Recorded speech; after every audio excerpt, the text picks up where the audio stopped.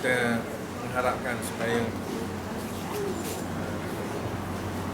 maksud dan tujuan yang baik daripada Kiswah Tuhan untuk mengamal perubatan Islam ini juga dapat melahirkan bukan saja pengamal-pengamal yang salihin, yang bertakwa kepada Allah, yang doa ni mustajab insya-Allah, tapi dia juga boleh melahirkan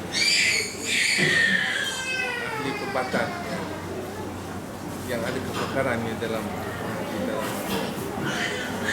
perubatan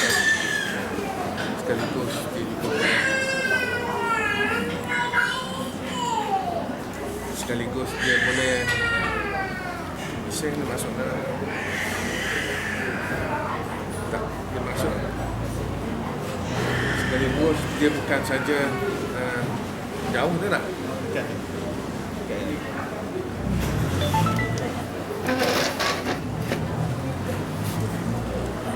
Sekaligus dia bukan juga saja sebagai membantu, tapi di akhirnya dia menjadi satu satuan yang melengkapi dalam semua bidang dalam perubatan. Saya rasa itu nasihat saya lah.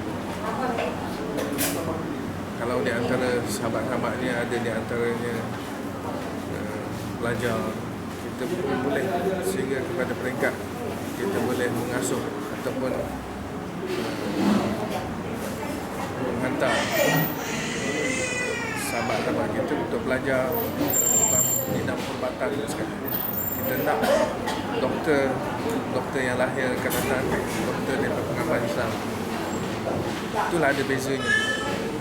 Doktor-doktor di Mesir dia kata kita ada beza antara doktor kita Islam dengan bukan, kerana kalau yang bukan Islam dia hanya mengamalkan perubatan secara moden saja, tapi kita Islam, kita orang Islam ni dia ditambah, dibantu dengan doa. Mana walau bagaimanapun kita tidak cukup, doktor perubatan yang ada pun tidak cukup dengan perubatan yang biasa.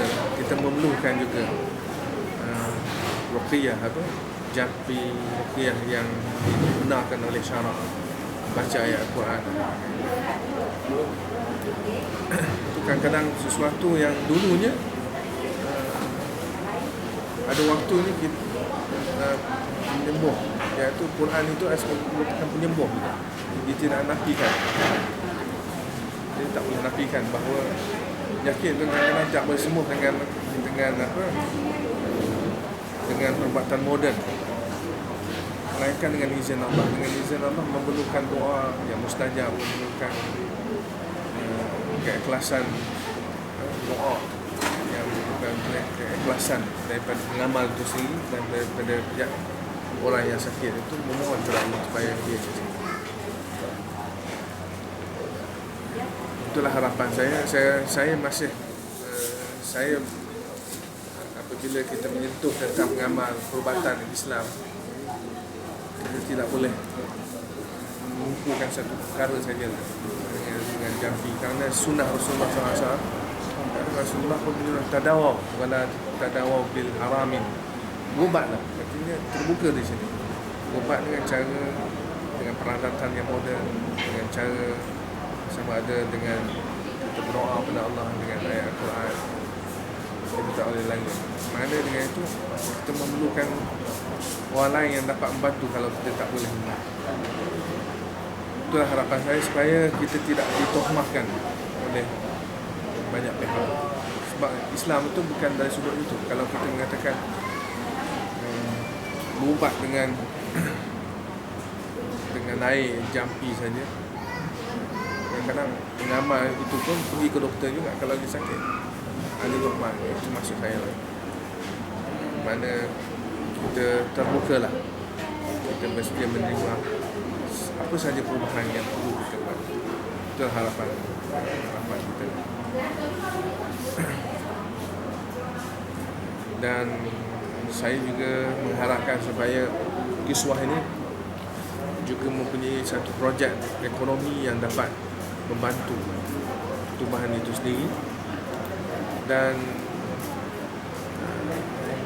dengan adanya ekonomi yang kokoh itu, kita sebenarnya dapat membantu masyarakat dan masyarakat lebih percaya dengan kita, lebih percaya dengan kita, dan kita dapat memberikan khidmat yang lebih baik.